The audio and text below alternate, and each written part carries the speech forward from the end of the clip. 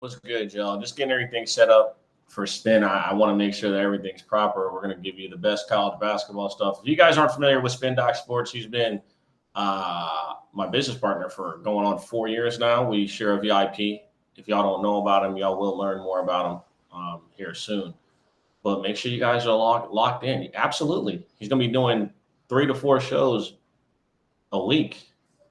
SOSA world, man, we about to have some great additions, College basketball, we're gonna have live betting shows, all that. Y'all, a lot of stuff y'all don't know about Spin. Spin's son's like a senior in high school, and like he plays basketball. So and it's a senior in high school, so he's been a little busier than usual. But he be trying to get on the streams. He just be busy, bro. For real, for real. That's really all it is with him. He just be, like I said, he just be busy.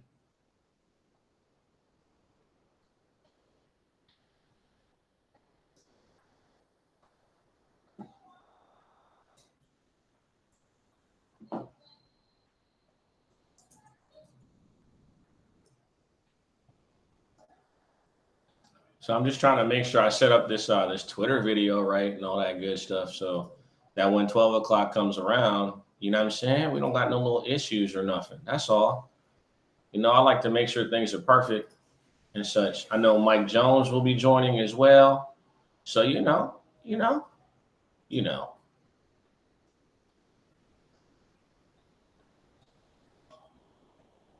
RL.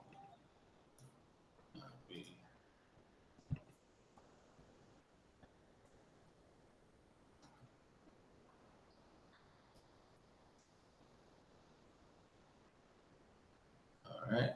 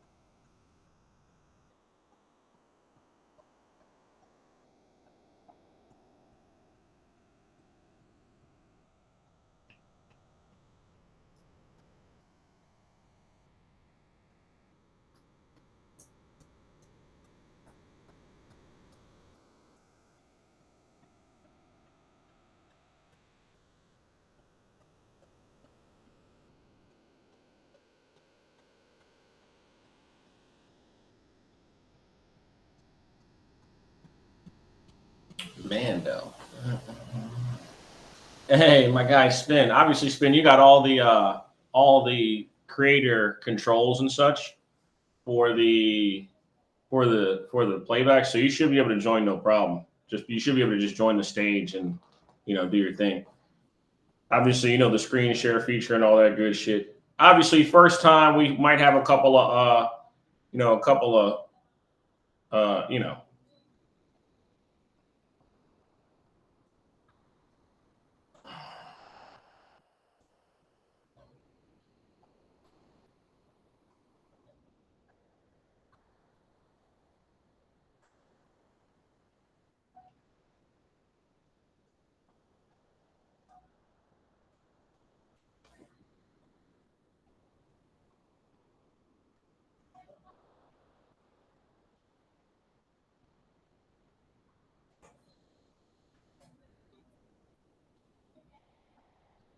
Oh yeah. If y'all, like I said, if y'all aren't familiar with my guy Spin, like I said, we've done the VIP together now, going on 4 years.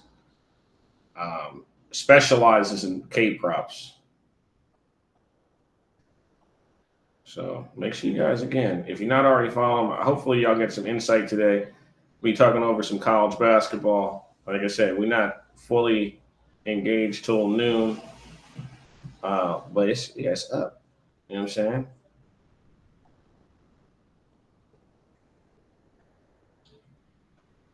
Shout out to my guy Prop. I know he don't fuck with the college hoops, but as always, he always supporting the brother. I appreciate that. You already know. I just dropped the tweet in the chat. Make sure you guys repost that for my guy, Spin Doc. Again, we gonna get all the analysis and all that good shit from him.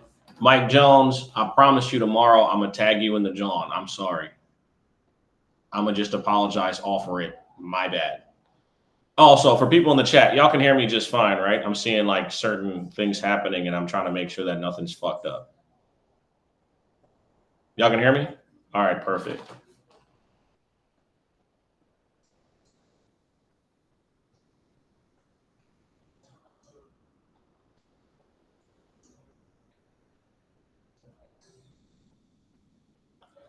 Yo, my mom is crazy. She asked me to order her lunch. What the fuck?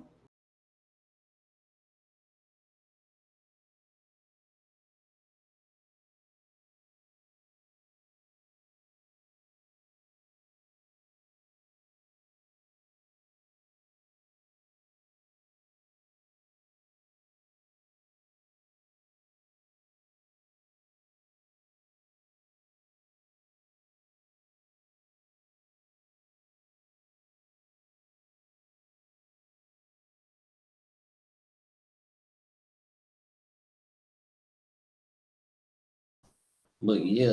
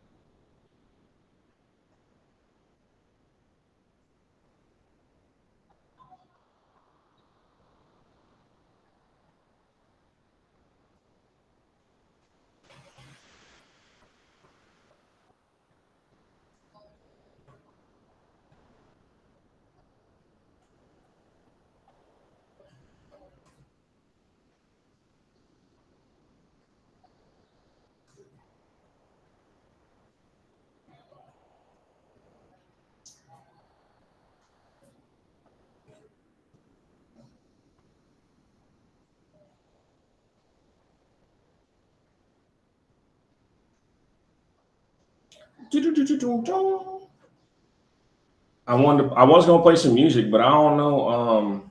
I didn't know what would be fitting for today. It's just, I didn't know how to go about it, so I didn't play nothing. Been an interesting day. A lot of weird stuff being said on the timeline.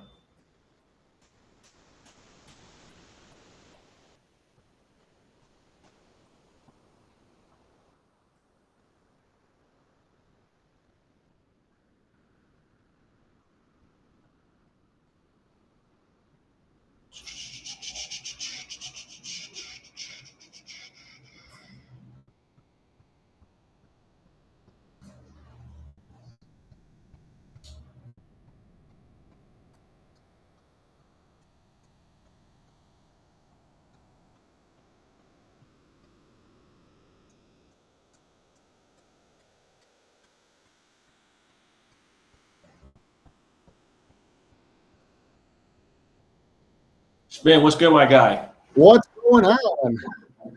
You already know, man. Nice little Wednesday. Getting ready for a college basketball slate that I'm unfamiliar with for today, but Yeah, there's some big numbers out there. There's some big numbers out there, but we're gonna go a few different directions. There we go. Let me get the Like right camera on. like we usually do. So it's schools that people have never heard of. Right. For anybody that's unfamiliar with Spin, he is the king of off-brand conference college basketball betting. You're going to see if you do end up seeing any of his work, like from the VIP or from just in general, they're smaller conferences. They're not large conference teams, and I think that's like the greatest thing is when you find a niche or an area that can be exploited, you literally exploit it a million times over. So, yeah, slow start to the season. Not too much going on. Obviously, conference play hasn't started. I guess we can start with any of your thoughts on the big powers, or just from the larger landscape of college basketball, and then we can go from there. Yeah. So this year's college basketball season, actually, do you hear an echo? I got an echo. That's me. It's because I got my speakers up. Oh, okay. Go now. Okay. Yep. Still My echoing. fault. Let me just mute my mic and you're good. Go ahead. All right. There. Nope. Still echoing. Yeah, it might be you. I don't know. Yeah, it might be yours. Huh. I don't hear an echo. Y'all hear an echo? Chat? I don't hear it. Oh, okay. Then I'm good. All right. All right. So this year in college basketball, you have a lot of actually a ton of parity because of a couple of things. One, the NIL situation with more and more teams getting more and more sponsorship. So not really too surprising that Tennessee and Oklahoma are really the two last of the powerhouses that are undefeated. There's a few other mid-majors that are undefeated too. And actually, my son asked me last night who I was going to say tomorrow on the show who would be the last undefeated team. My money is on Tennessee. And it's weird for me to say that because of Rick Barnes. Those of you that don't know, I'm not a huge fan of Rick Barnes. But I'm not a huge fan of Rick Barnes come tournament time. During the regular season, he can get the job done. And the way that he has this Tennessee team playing defensively is just incredible. They're long, they defend like crazy, they rebound well. I mean, they've held multiple opponents on 60-some points or under. And even their schedule, I'm really annoying, like true powerhouse they played with Baylor.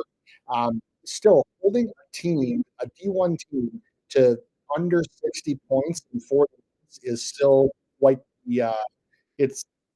You said my audio is in and out. Is it just me or is this audio going in and out? It's not just me, right? I'm tripping. Yeah, your audio is a little service is nervous kind of. I don't know what's up, but your video's fine, but your audio no. Okay, here let me see that like right now. Now I hear you clearly. Okay. Now you're good. You're good now. I don't know what it was, but you're good now for sure. Now you're much clearer. Sorry. I just, like I said, I know it was bugging for me. I don't want it to be bugging for the audience because I know, like, again, I want to make sure that people get the information. Yeah. All right. Yeah, I got a different one that I can plug in if I need to too. Okay. So you're crystal clear now. You're good. But the defensive prowess that Tennessee has is going to win them a lot of games. I mean, you even look at their upcoming schedule. Illinois is going to be a fun game to watch, but then you look at like Western Carolina, Middle Tennessee, Norfolk State, and so on until they get into SEC play. And there's not a lot of losses to be had. So for me, Tennessee would be the team that I would say it's kind of chalky because they're number one in the nation. But for me, that would be the team that I would think would be the last of the as far as the other big dogs right now, I watched. I have to shout out Gonzaga, but I also have to chastise Gonzaga because the fact that they blew that lead against Kentucky without Butler in the second half in Seattle is just absolutely inexcusable. And every time I want to just give Mark Few his props for getting over the hump and this is fine the team and so on and so forth. And I'm always been complimentary of how efficient their offense is. And anybody coaches offense, anybody wants to coach offense, and you want to see an efficiently run offense, you got to watch the Zags because they're fantastic. But what they do over and over and over again under few is they blow games like this. Blowing that game was absolutely unexcusable. And what was more unexcusable was the fact that they were getting so many efficient shots from 2-point range, and EK was just dominating. And then they decided to chuck. Nemhard and all the guards just decided to just chuck threes where they were, I think, like 2 for 20 or something like that. And they deserve to lose. They deserve to lose that game. So shout out to Kentucky for having the grit to really get the job done. You said it's warped again. It's bad again. Yeah, it's kind of weird. Like it's like All right. I don't know how to explain it. Mike, can you explain it? Like it's clear at times, but it's like it's kind of warped. I don't know. Have somebody else go. I'm going to plug in my other mic. Like muffled a little bit. Yeah, it's like slightly muffled. Yeah. Have somebody else go. I'm going to plug in my other mic. For sure. Mike Jones, any of your thoughts on the start of the season? Obviously, Spin want to add to anything that Spin might have been saying or anything like that. Just what you've noticed to start the season, anything stick out to you, any teams, et cetera, et cetera? The one thing that I'm going to say about this, Spin, I know he's about to cover it. With NIL, the landscape. One thing that I'm gonna see, like that I'll start to see, NIL doesn't mean wins. Like NIL doesn't mean championship. It means it gives you the chance to take a shot at the best players so they can represent your school, but that does not equivalent to a championship. And to me, I think he was touching on Kentucky. To me, Kentucky is the best team in the country, in my opinion, so far. And yeah, and I thought, I mean, at least I'm saying my opinion. I think everybody thought that Kentucky, this program, might take a back step because of Calipari leaving. Absolutely. But to me, it seems like that it got better.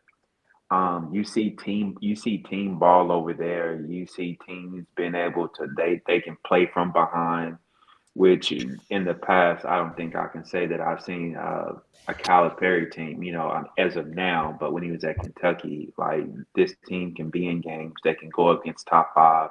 They match very well. More discipline, I would like to say, and they can finish games. Tennessee, that's a question mark still for me. I think their toughest game, I think, was Louisville. I mean, if you want to say, at least the books thought that should have been their toughest game. But that team is stuck together. I like Ziegler. Like he keeps on getting better throughout the years. But we still got a lot of game to play. Like you really get to know these identities when we get into conference play, and we're I think a few weeks out until we get there. But so far, like it's been exciting. I don't know that. I mean, the Maui, it was exciting. We started to have some doubts with UConn when with their play, but I think they'll figure it out. As you see, like when they got Caravan back, they just looked like a different team, turned it up. So as we start to get further into these better matchups, I just want to see more. I'm excited about it. And that's pretty much it so far as what I got. But I'm really high on Kentucky. Like I'm a Razorback fan. It was good for them to get the win on a neutral court last night. I still think that we have some things to work out, and he knows that. We got to play better in the first half. That's one thing that I want to see. I got two things in regards to Kentucky. Love the coach. I love the move they made with the coach. I think that when you get rid of a Calipari, you have to focus on team building and creating like you said, an atmosphere of team basketball. Too many years, Calipari would get those recruits in, and there would be no identity to the team, and he'd have a very hard time finding that throughout the season, because you'd think like throughout a season you're going to find it, when in reality it was, let's get through the season and hopefully our better athletes can get us through a tournament bid. It would not be about development. I think that's the one thing Kentucky did. If Calipari is gonna go, replace him with someone who's the complete opposite. And I think it's already paying dividends as far as like hitting the transfer portal, getting some more experienced players in there. They had a little conversation about this. I saw this on, I might have been ESPN, might have been Fox. I'm not sure. But they were talking about how recruiting high school and recruiting the transfer portal. Why would I want to go after a ton of high school guys when I can get a guy or two, 3 players who have already played? They understand the grind of being a college athlete. They understand the grind of being a college student, and they've already put up numbers somewhere else. Like that's what the competition is now. You know what I mean? As far as the recruiting. I think you can't use the same scenario because we talk about this. You can't compare the transfer portal from football to basketball. I think the skill set is. I think those are 2 different entities. Getting a freshman football player, I don't think it's equivalent as getting a freshman basketball player. And I would agree. I would agree with you if the first year of the transfer portal, the University of Miami took on 7 transfers and they made a Final Four. So it's like it's based on situation, right? Miami spent a shit ton of money. They made a Final Four or an Elite Eight or whatever the hell they did in the first year of NIL. You know what I mean? So it's NIL, and they not only got NIL kids from high school, they were all transfers. They got Nigel Pack, who's still there. He's still earning more money than he would be overseas or in the league because he's not an NBA player. But you know what I mean? It's like it's like a 50-50, in my opinion. Spin, you're back. Oh, my fault. Yep. Sound better? Yeah, much better. That's you know what I honestly thought I didn't think AJ was going to pick BYU. I actually thought that he was going to pick Kentucky. I thought he was going to pick North Carolina, but the AJ DeBanza situation is more proof that any schools all have the money. They all have the money. They all have the money. Let's just let's replace the thought process of these other schools not having the bread. BYU's got the money. It's just a matter of where they're going to cut the check or not. All that brotherhood bullshit, cut it the fuck out, man. He's not a Mormon. He's not going on a fucking mission before he plays a college basketball game. Like, please shut the fuck up about these altruistic bullshit thoughts that you guys have about this dude going to BYU. He's not a fucking Mormon. He's not from Utah. He's from Brockton, Massachusetts, bruh. They cut the fucking check. That's why he's putting on the uniform. I'm so tired of people with the bullshit. He did not fucking pick BYU. First off, he goes to school down the street. He's been to all the BYU games. He told y'all on the interview yesterday. Head coach, ex-NBA. All the assistants, ex-NBA. They know he's one and done. Ain't nothing altruistic about it, bro. Ain't no brotherhood bullshit you can sell me. Okay? They cut the check. He's going to the fucking school. Sorry. I just had to get that off my chest because you hear all these fucking conspiracy morons on the internet just fucking talking, and it's annoying. No, bro, they cut the check. Shut the fuck up about that whole brotherhood bullshit. Sorry. I'm actually not apologizing, but I had to say that. No, I just wanted to go back to one thing that Mike said about Kentucky because I totally agree. Andrew Carr's performance against Gonzaga was just absolutely fucking money. That was incredible. And the way that Pope adjusted at halftime and the way that they had Carr using the mid-range game, it had EK and the Zags completely confused. His mid-range was absolutely lethal. And what I really liked too was Carr picked up the 4th foul with like about 4 minutes left or something like that. And he played the entire rest of the game without fouling and played really, really good defense. So I couldn't say enough nice things about Andrew Carr that game. He finished with 19-7, but more specifically, the defense that he put on EK, it was a really, really nice rebound because he had a poor game against Clemson. Only played 24 minutes with 1 for 7 from the field, and really didn't have that great of the first half, but he was absolutely funny in the second half. So if he can keep that up, Kentucky, especially when Butler comes back, they are going to be straight up dangerous, especially with all their shooters. Yeah, you see the chat, the audio still giving you some issues over there. Damn it. Yeah, I just can't get right now to start. But see, that's what I love about the first episode. We always work through the kinks. Baylor starting slow. Are they playing right now? Are they? They're playing right now. Okay, I'm like over here reading the chat. So, but yeah, I mean, obviously. Hey, how's this? Is this better? Yes, clear as day now. There we go. All right. So how you want to do this? You want to get into the slate, today's slate? You want to share your screen? You want me to share mine? What you want to do? How you want to do this?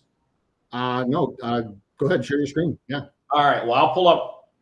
You want me to pull it up from the book? Anywhere in particular you want me to pull it up from as far as the slate? DraftKings is fine. DraftKings. All right. I know you have a preference of book. All right, and just we'll like I said, once I share the screen, you'll basketball. All right, so we got the. Hold on, let me close. Select stream, share screen. Boom, we're good. Yes. Yep. Okay. Right. Any game in particular you want to start with, or do you just want to? Do you want me to just? Oh yeah. What game looking for? I got my small colleges for you right now. First pick. All right. UT Martin and Alabama State. The OVC versus the SWAC is my first one for the day. What time's that game? 7:00, I think. 6 or 7. There we go. UT Martin.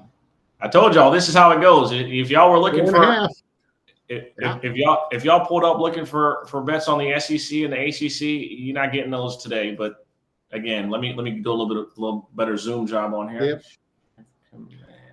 All right. So also doing that, you have an OVC versus a SWAC matchup, and you have UT Martin at +4.5. That's going to be the play right now. Here's a couple of reasons why. So you have an Alabama State team who is still playing without guard Micah active. He averaged 8 and 6.5, 8.5 rebounds. He only played 2 games this year. Still out, 30 minutes a game guy, and was a contributor last year as well. So they're still down one of their starters.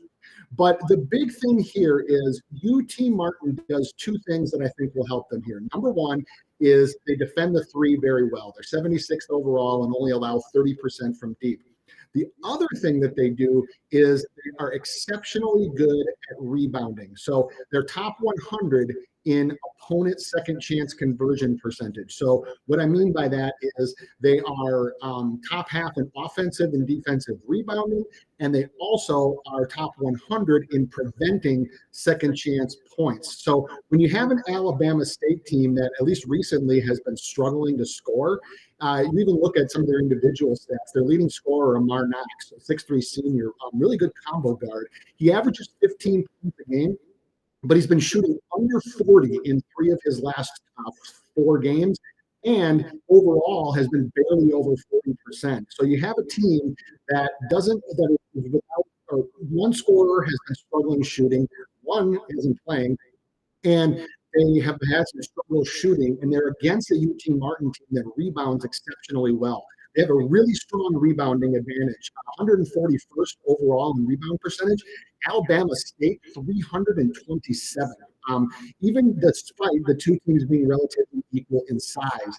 And Alabama State is actually in the top half of college basketball in the total percentage of shots they take that are threes. So when I look to analyze some of these small colleges, I always look for if one team can do something very, very well that the other has been struggling with. And that's what we have here. We have an Alabama State team that has struggled from deep over their last games.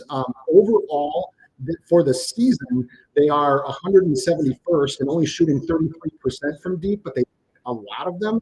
Their leading scorer has been struggling from deep. And you have a UT Martin team that rebounds exceptionally well and defends the 3 exceptionally well. Now, what I will say is that if you happen to go in and look at the stats for this game, you will see some pretty offensive numbers for UT Martin. They're 300 and something for offensive efficiency, but it's been getting better recently. They have a brand new coach this year, Jeremy Schulman. He actually is his first Division I job.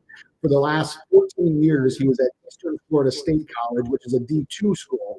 And so he's really starting to rebuild a program here at UT Martin. So what I just look for when a team is not shooting well, takes a lot of threes, and they're against a team that rebounds exceptionally well, to give me 4.5 points, that's enough for me. So I will make my first official play here today. UT Martin at +4.5.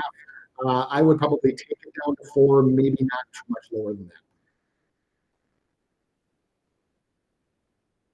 All right. Also, did Mike want to go with one, or do you want me to go to my next one?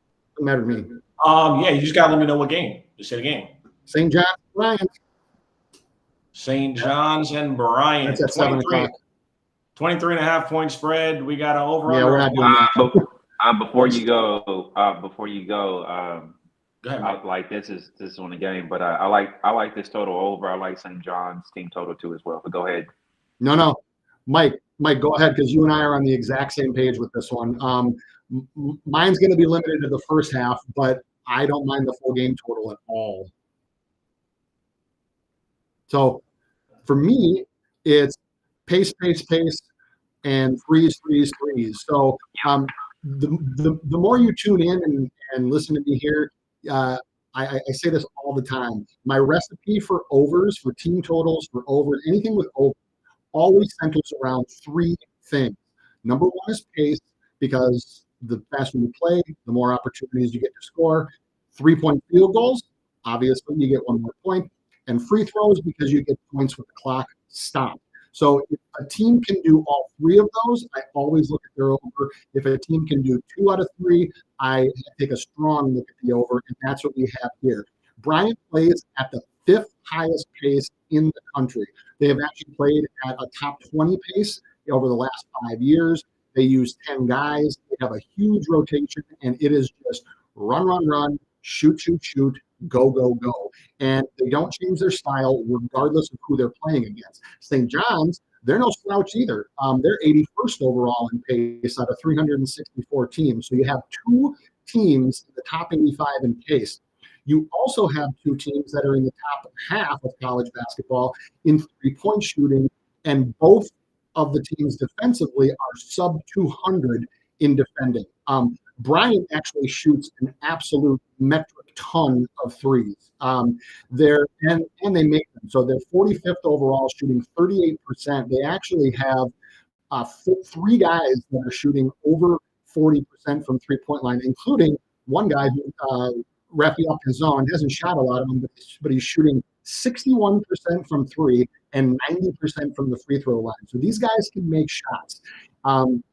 So that's why I limited it to the first half, because what I've seen with Brian, I've actually watched him play 3 or 4 times, is even when you play this style of basketball for the entire 40 minutes and you're constantly running the floor and shooting a lot of jump shots, it doesn't matter how many guys you play, legs get tired. So the second half scoring can drop off a little bit, but to Mike's point about St. John's team total over, the full game over, yes, I support all of those things, because you have all of the elements here for 2 teams that are going to play fast, that are going to shoot a good number of threes, and that are going to give their opponents tons of possessions and an ample amount of free throws. So I think that you can play. The only thing that I wouldn't take on this from an over perspective is Brian's team total, because I've seen them fizzle out in the second half numerous times. I've watched the shooting just really go, and actually there was one point where they had almost a 15% disparity in effective field goal percentage between the first half and the second half, and they are actually one of only, I think, 10 to 12 teams in all of college basketball that actually scores more points in the first half than they do in the second half. You almost always see that, like for games that have like what's the highest scoring half, first or second, you almost always see the second half teams make adjustments. There's more free throws if the game's going to be close for fouling. But Bryant is one of the only teams in college basketball. They average 42.1 points in the first half and 37.9 in the second. They're one of the only teams in college basketball that does that. So for me, the first half over 76.5. I can easily see this first half total played in the low 80s. All right. So that's, again, second play is the second official play is what was the second official play? I want to make sure I put it up on the screen. First half over 76.5. First half over 76.5. So you guys can see on the screen what the plays are. I'm gonna go to Mike real quick. I know obviously he's the other college basketball handicapper that really locks into college up here. Any looks you like for tonight, Mike? Hey, give me 1 second. Let Spin give his last look, and then I'll give you mine. All right, that's a bet. That's cool. What game we going to? More colleges that people haven't heard of, maybe. North Dakota and Utah Valley, 8 o'clock Eastern.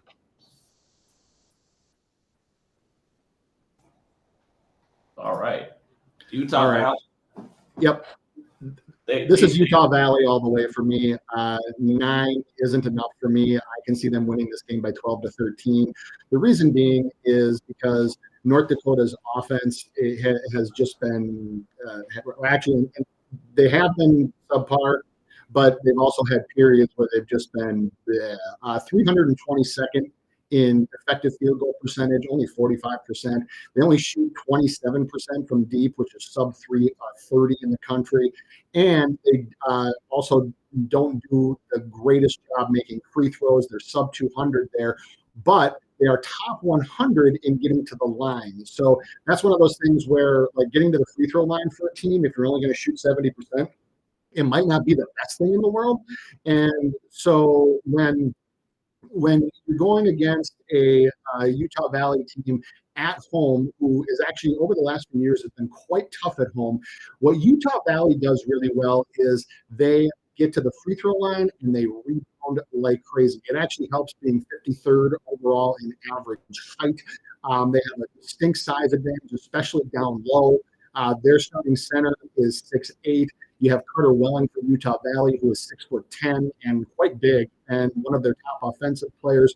So Utah Valley is top 100 in offensive rebound percentage, and they're also top 20 in preventing opponent offensive rebounds or defensive rebound percentage. So when you have a team like Utah Valley that can defend like that, their overall defense is average when you allow them one and done, and they're playing against a team that is shooting this poorly, then after a while, the grind just catches up to you. What they also do is they grind teams down.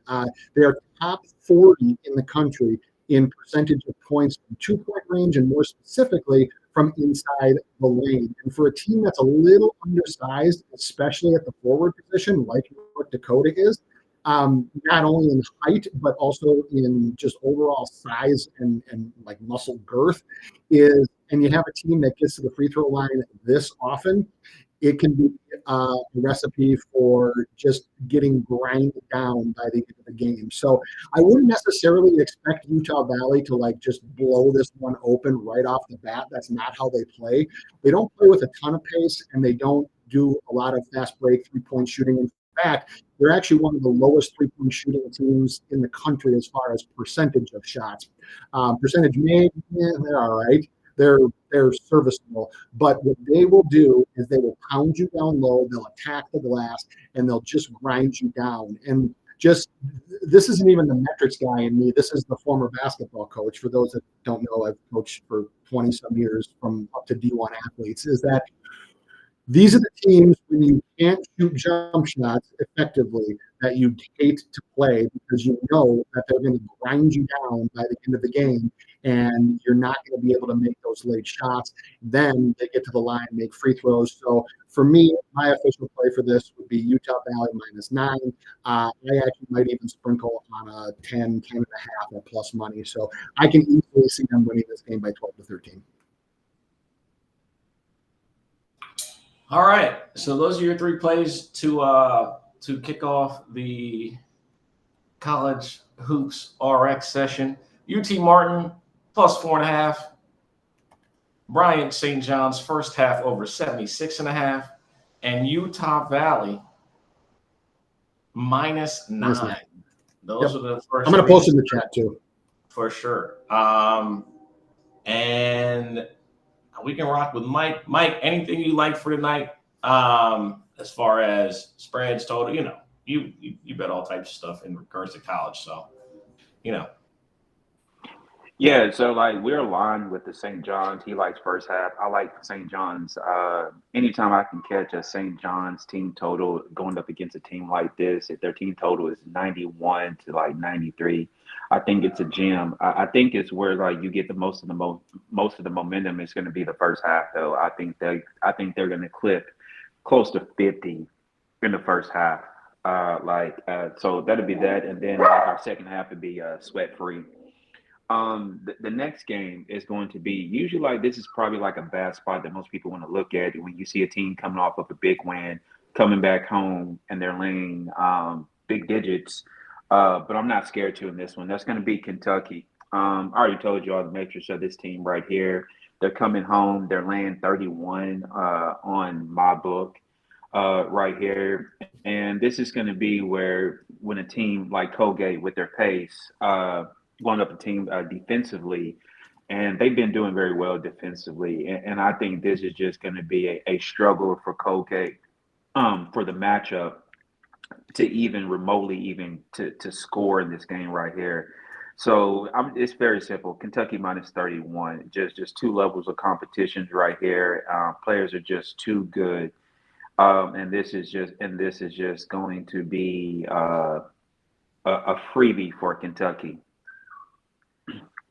Yeah, totally agree, Spin Doc. Zero answers for what they're about to see with Kentucky.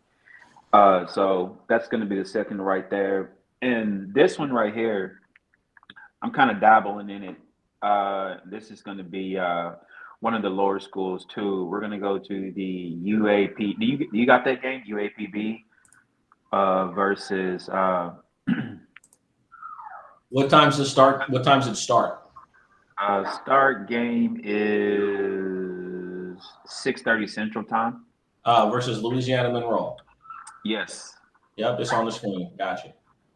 Yeah. So when I opened this up and I saw two teams that are just struggling, UAPB, of course, they're in Arkansas. I mean, they do pretty much everything well that I like. I like the pace, I like the field goal percentage, and I like free throws. Hold on. Prime is. All right. Hold on, guys. All right.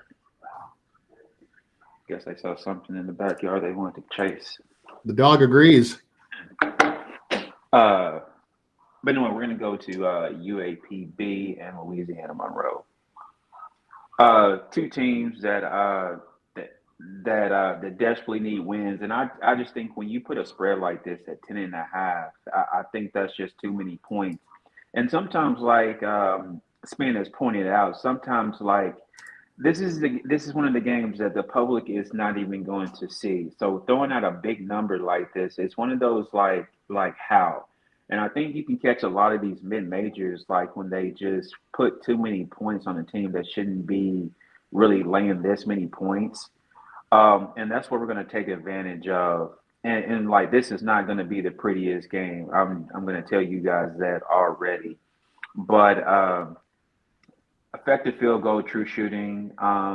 I'm giving the edge to UAPB, and that's pretty much offensively is what I'm doing. Team as far as defensively, they're pretty much almost matched up well with each other, and they're catching a double digits, which I just think that is entirely too many points. Their pace of play, and their possession points per possession. Not the best, but I think like they match up player for player pretty well with them. So that's going to be the third one right there. UAPB plus 10.5.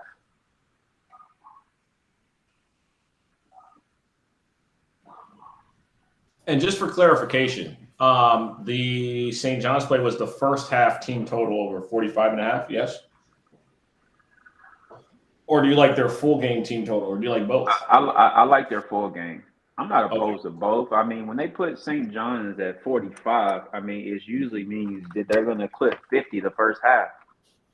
Very rarely do you see like when they put their number like that. It's the when you need to be worried about St. John's is when they're putting the 32s and 33s out there. 100% agree, Mike. Fair enough. So as you guys see, those are your 3 plays from Spin, your 3 plays from Mike. You got Kentucky minus 32. Well, he said 31. You cool with 32, or do they buy it down? I'm cool all the way up to 40. Yeah, I agree with Mike, guys. My thought on that game is Kentucky can win that game by as many points as they choose to. Period. They could win by 55 if they truly wanted to. All right, so 100-piece load.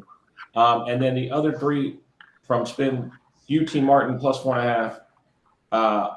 Bryant versus St. John's first half over 76.5. And Utah Valley minus 9.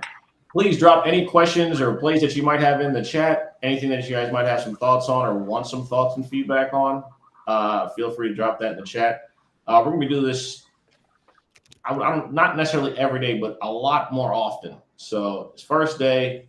Appreciate y'all pulling up. And anything, any other plays, any plays, analysis, thoughts that you got, Spin?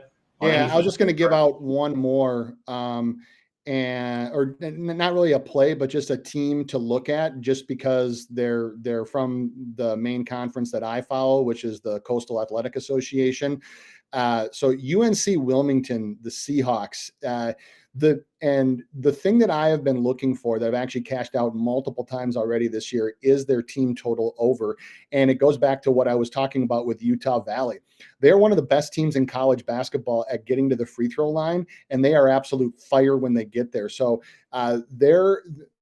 for every field goal they attempt, 47%, their free throws attempted to field goals attempted is 47.4%, which means that basically for every field goal, for every 2 shots they attempt, they also attempt a free throw. That's a phenomenal rate. Now, some teams that I kind of alluded to with that you get to the line, but you don't make them, like North Dakota. UNC Wilmington, 76.9%. And what they also have is this year, what they were missing before, because their offense is very guard oriented, and it's a lot of dribble handoffs. It's a lot of 4-out and drives over the top, and their guys aren't afraid of contact to get to the rim. What they were missing is a big man to keep the attention on so that their guards could use screens and drives. They have that this year. They got a transfer, Harlan Obioa from Niagara, another conference that I follow in the MAC. 7 feet, 280. He's a huge body and a huge screener. So when teams want to play man against them, I always look for man teams against this team with a team total over, because of how often they get to the line and how often they make it.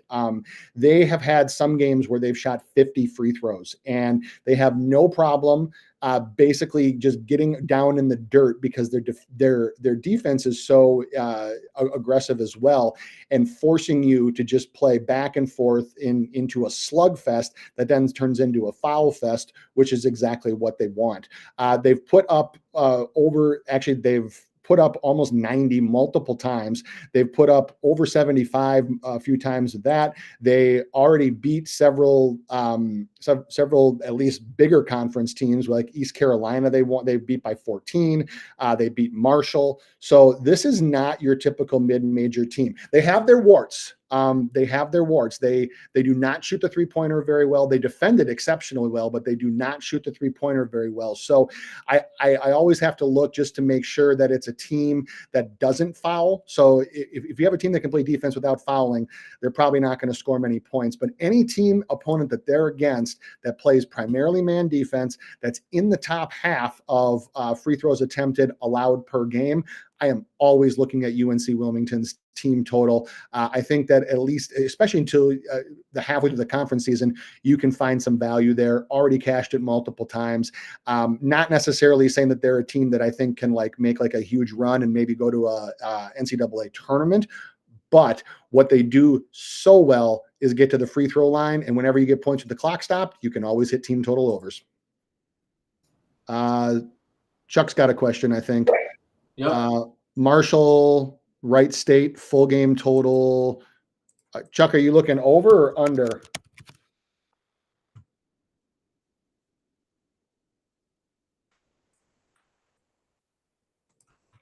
Let me just get that one up.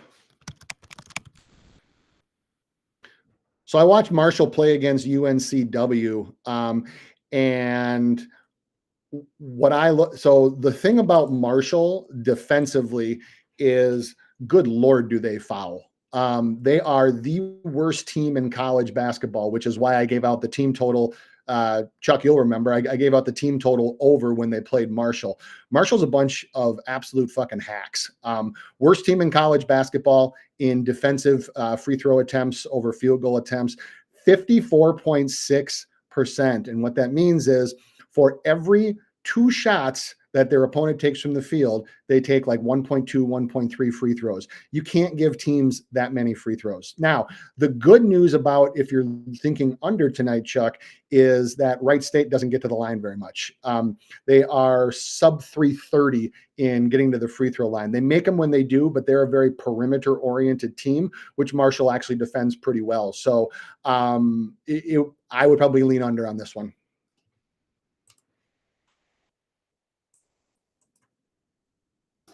Okay. But seriously though, if you ever see Marshall and you get Marshall against a team that can get to the free throw line, team total over easily. Just watching them play, their defensive rotation is terrible. They hack all the time, and they lead the NCAA in opponent free throw attempts and fouls. So anytime you get a team that can get to the line, that you're going to want to look at some overs on that team total. But the opponent tonight, Wright State, does not do that. They're a perimeter-oriented team. They shoot an ample amount of jump shots. Actually, top 100 in percentage of total shots that are threes.